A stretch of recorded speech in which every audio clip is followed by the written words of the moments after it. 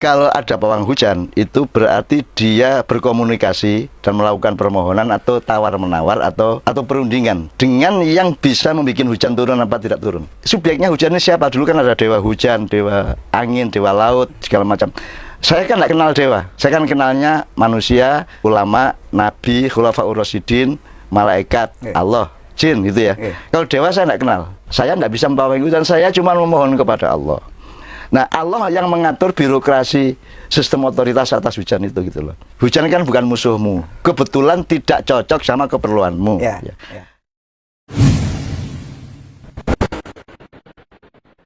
Mbah, ini ada pertanyaan resmi. Dan tolong dijawab dengan resmi juga. Oke. Janjane pawang udan niku napa to, Mbah? Pripun to? Kok tanya pawang udan memang ada apa? Ah ya kemarin niku sing do balapan teng dalan niku do kudanan niku. Oh, padahal sudah ada pawangnya. Ah, nggih. Terus hujannya tetap turun. Nggih, niku jane pripun to pawang udan niku? Apa Anda menganggap saya pakar pawang hujan? Ora toh? Mboten. Ya. Mboten kula harus resmi mengatakan bahwa saya tidak punya kepakaran apapun mengenai hujan. Mau turun apa berhenti gitu ya. Saya tidak punya kepakaran. Jelas kita pengen mirengke Mbah Nun pendapat resmi. Manusia itu pakai nalarnya sederhana gitu loh. Jadi pawang itu adalah subjek atau seseorang atau satu pihak yang berkuasa mengendalikan sesuatu hal. Kan gitu kan? Jadi pembalap itu adalah pawang bagi motornya. Ya. Kalau Anda angon bebek, Anda adalah pawang. Pawang bebek. Nah, sekarang yang dipawangi itu adalah hujan. Nah, sekarang harus kita breakdown nih, hujan nih dari mana? Hujan itu kan peristiwa fisikanya jelas ya. Tapi kan di dalam agama itu ada sholat minta hujan, ada sholat menghentikan hujan. Itu kan berarti kan ada yang berurusan soal hujan ini. Itu bisa Tuhan langsung, bisa wakil-wakil Tuhan untuk urusan yang menyangkut hujan, atau juga inisiatif dari makhluk-makhluk Allah, entah jin, entah manusia. Dan misalnya ada orang yang mencoba mempawangi hujan, itu sebenarnya yang terjadi adalah kenapa pakai lombok merah, misalnya pakai soto. Itu pesennya yang dulu punya kekuasaan terhadap hujan. Jadi siapa saja yang menancapkan soto dan beberapa properti lainnya, itu berarti ngomong matur kepada yang berkuasa atas hujan, tolong anak cucu saya yang sedang balapan ini jangan diganggu oleh hujan. Nah, terus nanti kalau dia berkenan atas permintaan ini, maka terus hujan tidak turun. Itu berarti ada subjek yang mempawangi hujan, bukan pawangnya. Pawangnya cuma meminta kepada yang, kalau bahasa kuno ya, dewa hujan. Kan ada dewa angin, dewa hujan. Kayak misalnya Merapi meletus itu kan ada yang mengendalikan peta di sekitar Gunung Merapi misalnya. Ini saya tidak ngomong bahwa ini pengetahuan, enggak. Ini yang pernah kita dengar, kita coba breakdown secara akademis gitu ya. Terus ada yang mengendalikan lahar Merapi. Ada Mbah Petro, ada Kiai Giringsing segala macam ya kalau Gunung Merapi meletus. Karena saya kan aktivis Merapi ya. Karena saya ini kan Sardi. Penasihat Sardi gitu ya. Oke. Kalau ada pawang hujan, itu berarti dia berkomunikasi dan melakukan permohonan atau tawar-menawar atau perundingan dengan yang bisa membuat hujan turun apa tidak turun. Nah, saya pernah pentas dengan Kiai Kanjeng di Taman Mini. Itu musim hujan, pas tahun baru. Tahun baru kan biasanya musim hujan ya. Nah, kami pentas sama Soneta Pak Haji Romai Rama. Pak Haji Romai Rama dengan sonetanya dibikinkan panggung dengan payonnya. Terus di depan panggung ini ada panggung tambahan di depan tapi tanpa payon, tanpa terbuka gitu. Terbuka. Nah, yang terjadi adalah hujannya itu miring. Jadi yang Pak Haji Romai Rama dan Soneta itu bahasa kuyup, kita Kiai Kanjeng enggak kena air. Ya sebabnya apa ya? Karena hujannya miring. Jatuhnya miring gitu. Sehingga kemudian pawangnya Taman Mini itu malamnya datang ke saya dan kagum kepada saya dan minta maaf, tidak bilang sama saya soal kepawangannya segala macam. Saya bilang saya tidak tahu apa-apa. Saya tuh datang dengan Kiai Kanjeng dengan hati tulus, semangat melayani umat, melayani masyarakat pada tahun baru. Dan saya yang old and new-nya kan upacaranya saya, dan itu di depan panggung. Sementara yang di dalam panggung ini kena hujan gitu ya. Saya tidak tahu apa-apa mengenai pawang hujan. Saya cuma hadir sebagai orang yang polos-polos saja kan gitu. Jadi jangan pernah mengatakan saya ini mengerti bagaimana menunda atau memindah potensi hujan itu ya. Ketika saya mantu temannya Pak Tup namanya Noe Sabrang, resepsi di Monjali ya. Itu sejak menjelang sore itu awan sudah menggelapkan kota Jogja. Dan ketika maghrib itu sudah menetes-tetes gerimis itu di tempat Sabrang resepsi nikah itu. Kemudian saya adzan.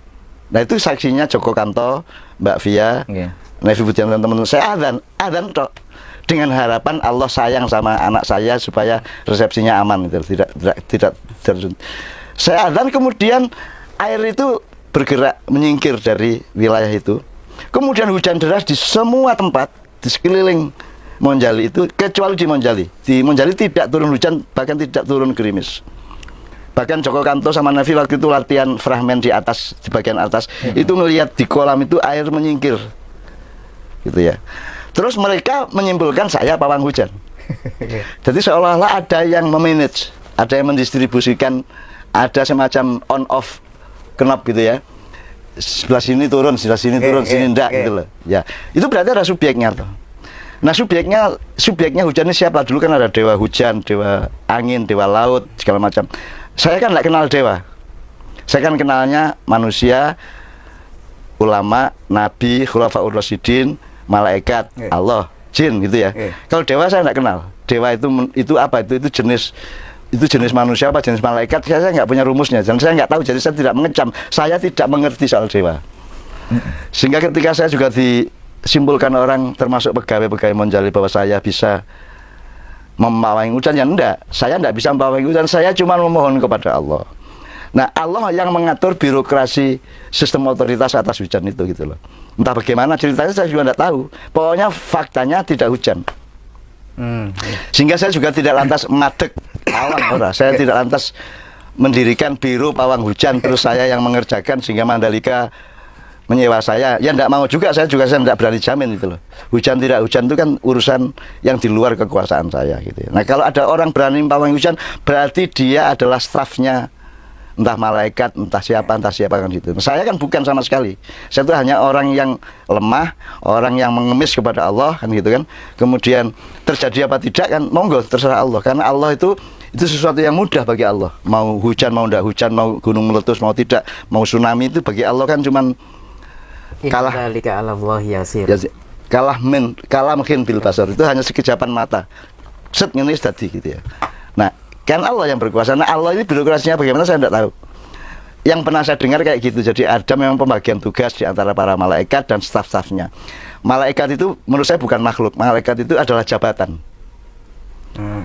Jadi orang atau makhluk Allah yang ditugasi Allah untuk menjadi tangan panjang dari kekuasaan Allah.